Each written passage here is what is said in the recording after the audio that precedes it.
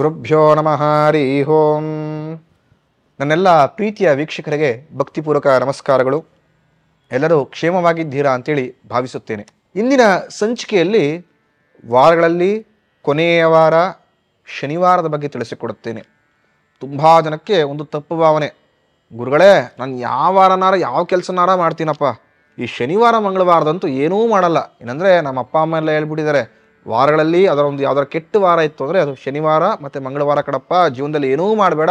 ಶನಿವಾರ ಅಂದರೆ ಆಂಜನೇಯ ಸ್ವಾಮಿ ದೇವಸ್ಥಾನಕ್ಕೆ ಹೋಗು ಅಥವಾ ಶ್ರೀಮಾತ್ಮನ ದೇವಸ್ಥಾನಕ್ಕೆ ಹೋಗಿ ನಮಸ್ಕಾರ ಮಾಡ್ಕೊಂಬಿಡು, ನಿಂಗೆ ಒಳ್ಳೇದಾಗತ್ತೆ. ಆ ದಿನ ಯಾವುದೇ ರೀತಿ ಒಳ್ಳೆ ಕೆಲಸವನ್ನು ಮಾಡಲೇಬೇಡ ಅಂತ ಹೇಳಿದರೆ ಅದು ನಿಜನಾ ಅಂತ ಕೇಳ್ತಾರೆ. ಖಂಡಿತವಾಗಿಯೂ ಇಲ್ಲ. ಶನಿವಾರದೊತ್ತು ಎಲ್ಲ ಕಾರ್ಯಕ್ರಮವನ್ನು ಮಾಡೋಂಗಿಲ್ಲ, ಎಲ್ಲ ಶುಭಗಳನ್ನು ಮಾಡೋಂಗಿಲ್ಲ. ಹಂಗಂತ ಯಾವುದನ್ನೇ ಮಾಡದೆ ಕೂತ್ಕೊಳ್ಳೋಂಗೂ ಇಲ್ಲ. ಒಂದಷ್ಟು ವಿಚಾರಗಳಲ್ಲಿ ಶನಿವಾರ ಮಾಡಿದರೆ ನಿಮಗೆ ಯಾವ ವಾರ ಮಾಡಬೇಕು ಅಂತ ಅಂದ್ಕೊಂಡಿದ್ರ ಅದಕ್ಕಿಂತ 3-4 ಪಟ್ಟು ಲಾಭವನ್ನು ಹೊಂದುತ್ತೀರಾ ಅಂತ. ಶನಿವಾರ ಅಂದರೆ ನಿಮ್ಮ ವಾರದಲ್ಲೇ ಇದೆ ಶನಿ ಅಧಿಪತಿ ಅಂತ.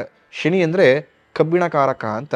ಯಾರು ಶನಿವಾರದೊತ್ತೊಂದು ಕಬ್ಬಿಣದ ಬಿಸ್ನೆಸ್ಸನ್ನು ಮಾಡ್ತಾರೋ ಅವರಿಗೆ ಯಥೇಚ್ಛವಾಗಿ ಲಾಭ ಬರುತ್ತೆ ಅಂತ ತಿಳಿದಿರಲಿ. ಯಾರ ಜಾತಕದಲ್ಲಿ ಶನಿ ಉಚ್ಚನಾಗಿರುತ್ತಾನೋ ಅವರು ಮಾತ್ರ ಈ ಶನಿವಾರದಂತೂ ಕಬ್ಬಿಣ ಬಿಸ್ನೆಸ್ಸನ್ನು ಮಾಡಬೇಕು ಅಂತ. ತುಂಬ ಜನ ಶುರು ಮಾಡಿಬಿಡ್ತಾರೆ, ನನಗೆ ಶನಿವಾರ ಕಬ್ಬಿಣ ಬಿಸ್ನೆಸ್ ಮಾಡಬೇಕು, ಶುರು ಮಾಡ್ಬೋಣ, ನಂಗೆ ಒಳ್ಳೆ ಲಾಭ ಬರುತ್ತೆ ಅಂತ. ತಪ್ಪು. ನಿಮ್ಮ ಹತ್ತದಲ್ಲಿರತಕ್ಕಂಥ ಜ್ಯೋತಿಷಿಗಳಿಗೆ ನಿಮ್ಮ ಜನ್ಮಕುಂಡಲಿನ ತೋರಿಸಿ ನಿಮ್ಮ ಜಾತಕದಲ್ಲಿ ಶನಿ ಉಚ್ಚನಾಗಿದ್ದರೆ ಮಾತ್ರ ಕಬ್ಬಿಣದ ಬಿಸ್ನೆಸ್ ಮಾಡಿ ಒಳ್ಳೆ ಲಾಭ ನೋಡ್ತೀರಾ. ನಿಮಗೇನಾದರೂ ಜಾತಕ ಪರಿಶೀಲನೆ ಮಾಡಬೇಕಂದ್ರೆ ನಮ್ಮನ್ನು ಸಂಪರ್ಕ ಮಾಡಿದರೆ ನಾವು ಕೂಡ ಜಾತಕಗಳನ್ನು ಪರಿಶೀಲನೆ ಮಾಡಿಕೊಡ್ತೇವೆ. ತುಂಬ ಜನ ಅಂತಾರೆ, ಗುರುಗಳೇ ಶನಿವಾರ ಅಂತ ಹೇಳಿದ್ರೆ ಯಾಕೋ ಒಂಥರ ಕಸಿ ಒಂಥರ ವ್ಯಾಜ್ಯಗಳ ಒಳಗಾಗ್ಬಿಡ್ತೀನೋ ಅಥವಾ ಯಾರೋ ನಿಷ್ಠೂರ ಮಾಡ್ಕೊಂಡ್ಬಿಡ್ತೀನೋ ಅಂತ ಅನಿಸ್ಬಿಡುತ್ತೆ ಅಂತಾರೆ. ಶನಿವಾರ ಅಂದರೆ ಶನಿಯ ವಾರ ಅಂದರೆ ಶನಿ ಅಂದರೆ ಕರ್ಮಕಾರಕ, ಶನೇಶ್ವರ ಅಂದರೆ ಕನ್ನಡಿ ಇದ್ದಂಗೆ. ಕರ್ಮಕಾರಕ ಅಂದರೆ ಏನು? ನಾವು ಮಾಡಿದ ಕರ್ಮವನ್ನು ಶನೇಶ್ವರ ಹಾಗೇನೇ ಕೊಡುತ್ತಾನೆ ಅಂತ. ಹಾಗಾಗಿ ಶನಿವಾರದೊತ್ತು ಯಾರು ಊಟ ಉಪಚಾರ ಅಂದರೆ ಅನ್ನಧಾರಣವನ್ನು ಮಾಡುತ್ತಾರೋ ಬಡವರಿಗೆ ಅವರ ಸಂಪೂರ್ಣ ದರಿದ್ರ ನಾಶವಾಗತ್ತೆ ಅಂತ. ದಾನದಲ್ಲೇ ಶ್ರೇಷ್ಠ ದಾನ ಅನ್ನದಾನ ಅಂತ ಹೇಳ್ತೀವಿ. ತುಂಬ ಜನಕ್ಕೆ ಅನಿಸುತ್ತೆ, ಗುರುಗಳೇ ನೀವು ಅನ್ನದಾನವನ್ನು ಮಾಡಿ ಅಂತ ಹೇಳಿದ್ರಿ, ನನಗಷ್ಟು ಶಕ್ತಿ ಇಲ್ಲ, 100 ಜನಕ್ಕೆ ಅನ್ನದಾನ ಮಾಡೋದಕ್ಕೆ ಏನು ಮಾಡೋದು?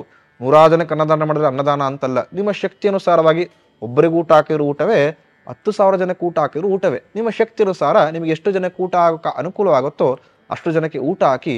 ಖಂಡಿತವಾಗಿಯೂ ಶನೇಶ್ವರನ ಸಂತುಷ್ಟನಾಗಿ ನಿಮಗೆ ಒಳ್ಳೆಯ ಫಲವನ್ನೇ ಅಪೇಕ್ಷೆ ಮಾಡುತ್ತಾನೆ.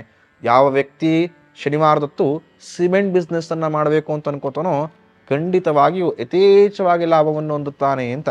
ಅದೇ ರೀತಿ ಯಾವ ವ್ಯಕ್ತಿ ಶನಿವಾರದಂದು ಸೈಟ್ ರಿಜಿಸ್ಟ್ರೇಷನ್ ಮಾಡ್ಕೋತಾನೋ ಅವನಿಗೆ ವಿತಿನ್ 3-4 ವರ್ಷದೊಳಗೆ ಖಂಡಿತವಾಗಿ ಇನ್ನೊಂದು ಸೈಟು ಆ ಸೈಟ್ ಲಾಭದಿಂದನೇ ಭಗವಂತ ಕರುಣಿಸ್ಕೊಟ್ಬಿಡ್ತಾನೆ ಅಂತ. ತುಂಬ ಜನಕ್ಕೆ ಗೊತ್ತಿರೋದಿಲ್ಲ, ಗುರುಗಳೇ ಒಂದು ಸೈಟ್ ರಿಜಿಸ್ಟ್ರೇಷನ್ ಹೋಗಬೇಕು ಅಂದರೆ ಶುಭವಾರ ಅಂದರೆ ಯಾವುದು? ಸೋಮವಾರ, ಗುರುವಾರ, ಶುಕ್ರವಾರ. ಖಂಡಿತ ಅಲ್ಲ, ಅದು ಶುಭವಾರವೇ. ಆದರೆ ಶನಿವಾರತ್ತೊಂದು ಯಾರು ಸೈಟನ್ನು ರಿಜಿಸ್ಟ್ರೇಷನ್ ಮಾಡ್ಕೋತಾರೋ ಖಂಡಿತವಾಗಿ ಆ ಸೈಟಲ್ಲಿ ಯಥೇಚ್ಛವಾಗಿ ಲಾಭ ಬಂದು ಇನ್ನು 3-4 ವರ್ಷದಲ್ಲೇ ಆ ಸೈಟ್ ಬಂದ ಅಮೌಂಟಲ್ಲಿ ಇನ್ನೂ ಒಂದು ಸೈಟ್ ಪರ್ಚೇಸ್ ಮಾಡುವ ಶಕ್ತಿಯನ್ನು ಶನೇಶ್ವರ ಕರುಣಿಸ್ಕೊಡ್ತಾನೆ ಅಂತ.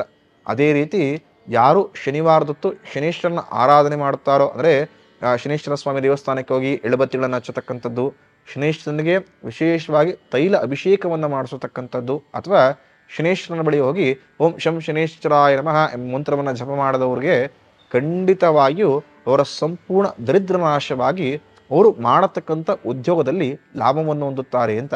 ಮತ್ತು ಕಟ್ಟಡಕ್ಕೆ ಸಂಬಂಧಪಟ್ಟಂಥ ವಸ್ತುಗಳು, ಅದು ಡೋರ್ಗಳೇ ಆಗಿರ್ಬೋದು ಅಥವಾ ಮಣ್ಣಾಗಿರ್ಬೋದು, ಇಟ್ಟಿಗೆ ಆಗಿರ್ಬೋದು, ಜಲ್ಲಿಗಳಾಗಿರ್ಬೋದು, ಇದನ್ನು ಶನಿವಾರದೊತ್ತು ವ್ಯಾಪಾರ ಪ್ರಾರಂಭ ಮಾಡಿ ಶನಿವಾರದೊಂದೇ ಯಥೇಚ್ಛವಾಗಿ ನೀವು ಅದನ್ನು ಸೇಲ್ ಮಾಡ್ತಾ ಹೋದರೆ ಖಂಡಿತವಾಗಿ ನಿಮಗೆ ಲಾಭ ಯಥೇಚ್ಛವಾಗಿ ಆಗತ್ತೆ ಅಂತ.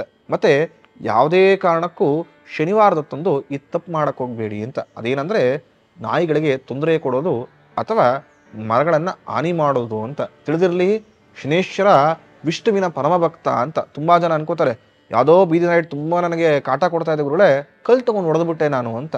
ಯಾವುದೇ ಕಾರಣಕ್ಕೂ ಯಾವುದೇ ಪ್ರಾಣಿಗಳಿಗೆ ಹಾನಿ ಮಾಡೋಂಗಿಲ್ಲ, ಅದು ನಮ್ಮ ಥರ ಜೀವಿಯೇ. ಅದರಲ್ಲೂ ಕೂಡ ಶನಿವಾರತ್ತೊಂದು ಯಾವುದೇ ಬೀದಿ ನಾಯಿಗಳಿಗೆ ಅಥವಾ ಸ್ಟ್ರೀಟ್ ಡಾಗ್ಸ್ಗಳಿಗೆ ಯಾವುದೇ ರೀತಿಯ ಪೆಟ್ಟುಗಳನ್ನು ಮಾಡಬೇಡಿ. ಏನಕ್ಕಂದರೆ ಆಗಲೇ ಹೇಳ್ದಂಗೆ ಶನೇಶ್ವರ ವಿಷ್ಣುವಿನ ಪರಮಭಕ್ತ. ವಿಷ್ಣು ಯಾವ ಸ್ವರೂಪ? ನಾಯಿಗಳ ಸ್ವರೂಪ ನಾರಾಯಣ. ಹಾಗಾಗಿ ನೀವು ಯಥೇಚ್ಛವಾಗಿ ಆ ಥರ ಪ್ರಾಣಿಗಳಿಗೆ ತೊಂದರೆ ಕೊಟ್ಟರೆ ಖಂಡಿತವಾಗೂ ಶನೇಶ್ವರ ನಿಮಗೆ ಯಥೇಚ್ಛವಾಗಿ ಕಷ್ಟವನ್ನು ಕೊಡ್ತಾನೆ ಅಂತ. ಹಾಗಾಗಿ ಯಾವುದೂ ಕೂಡ ಈ ತಪ್ಪುಗಳನ್ನು ಮಾಡ್ಕೋಬೇಡಿ. ಮತ್ತು ಶನಿವಾರದೊತ್ತು ಆಲದ ಮರವನ್ನು, ಕಲ್ಪವೃಕ್ಷ, ತೆಂಗಿನ ಮರವನ್ನು ನಾಶ ಮಾಡಬೇಡಿ, ಅಂದರೆ ತೆಗೆಯಕ್ಕೆ ಹೋಗಬೇಡಿ ಅಂತ. ಅದು ನಿಮ್ಮ ಕುಲವನ್ನೇ ಉನ್ನತಿಯನ್ನು ಕೊಡದೆ ಇಡೀ ಕುಲವನ್ನೇ ನಾಶ ಮಾಡುತ್ತದೆ ಅಂತೇಳಿ ತಿಳಿಸ್ಕೊಡ್ತೀನಿ. ಹಾಗಾಗಿ ಆ ಶನೀಶ್ವರನ ಸಂಪೂರ್ಣ ಅನುಗ್ರಹ ಆಶೀರ್ವಾದ ನಿಮ್ಮ ಮೇಲೆ ಹಾಗೂ ನಿಮ್ಮ ಕುಟುಂಬದ ಮೇಲೆ ಇರಲು ಎಲ್ಲರೂ ಕೂಡ ಪ್ರತಿ ಶನಿವಾರದಂದು ಶನೀಶ್ವರನ ಆರಾಧನೆ ಮಾಡಿ, ಅಥವಾ ಮಂಗಳವಾರ ಆಂಜನೇಯ ಸ್ವಾಮಿ ಆರಾಧನೆ ಮಾಡುವ ಮುಖಾಂತರ ಶನೀಶ್ವರನ ಕೊಡತಕ್ಕಂಥ ಕಾಟಗಳಲ್ಲಾದಂಥ 7.5 ಆಗಿರ್ಬೋದು, ದಶಭುಕ್ತಿ ಆಗಿರ್ಬೋದು, ಅಷ್ಟಮ ಶನಿ ಆಗಿರ್ಬೋದು, ಪಂಚಮ ಶನಿ ಆಗಿರ್ಬೋದು, ಇದು ಯಾವುದೇ ರೀತಿ ಸಮಸ್ಯೆಗಳ ಒಳಗಾಗಿದ್ದರೆ ಶನೀಶ್ವರನ ಆರಾಧನೆ ಮಾಡುವ ಮುಖಾಂತರ ಅಥವಾ ಶನಿವಾರ ಹೇಳ್ತಕ್ಕಂಥ ಬಿಸ್ನೆಸ್ಗಳನ್ನು ಮಾಡುವ ಮುಖಾಂತರ ಅಥವಾ ದೇವರ ಆರಾಧನೆ ಮಾಡಿದರೆ ಖಂಡಿತವಾಗಿಯೂ ನಿಮಗೆ ಶನೀಶ್ವರನಿಂದ ಯಾವುದೇ ರೀತಿಯ ಕಾಟಗಳನ್ನು ಅನುಭವಿಸದೆ ಒಳ್ಳೆ ಉತ್ತಮ ಜೀವನವನ್ನು ನಡೆಸುತ್ತೀರಾ. ಭಗವಂತ ಎಲ್ಲರಿಗೂ ನಿಮಗೆ ಒಳ್ಳೆಯದನ್ನೇ ಮಾಡಲಿ. ನಮ್ಮ ಕನ್ನಡ ಯೂಟ್ಯೂಬ್ ಚಾನಲ್ ಸಬ್ಸ್ಕ್ರೈಬ್ ಮಾಡುವ ಮುಖಾಂತರ ಜ್ಯೋತಿಷ್ಯ, ವಾಸ್ತು, ಪೂಜೆಗೆ ಸಂಬಂಧಪಟ್ಟ ಉಪಯುಕ್ತ ಮಾಹಿತಿಗಳನ್ನು ಪಡೆದುಕೊಳ್ಳಿ. ಆ ಭಗವಂತನ ಸಂಪೂರ್ಣ ಅನುಗ್ರಹವನ್ನು ಪಡೆದುಕೊಳ್ಳಿ. ಎಲ್ಲರಿಗೂ ಒಳ್ಳೆಯದಾಗಲಿ. ಶುಭಮಸ್ತು. ನಮ್ಮ ಕನ್ನಡ ಫೇಸ್ಬುಕ್ ಪೇಜ್ನ ಲೈಕ್ ಮಾಡಿ, ಯೂಟ್ಯೂಬ್ ಚಾನೆಲ್ನ ಸಬ್ಸ್ಕ್ರೈಬ್ ಮಾಡಿ. For more updates, click on the bell icon.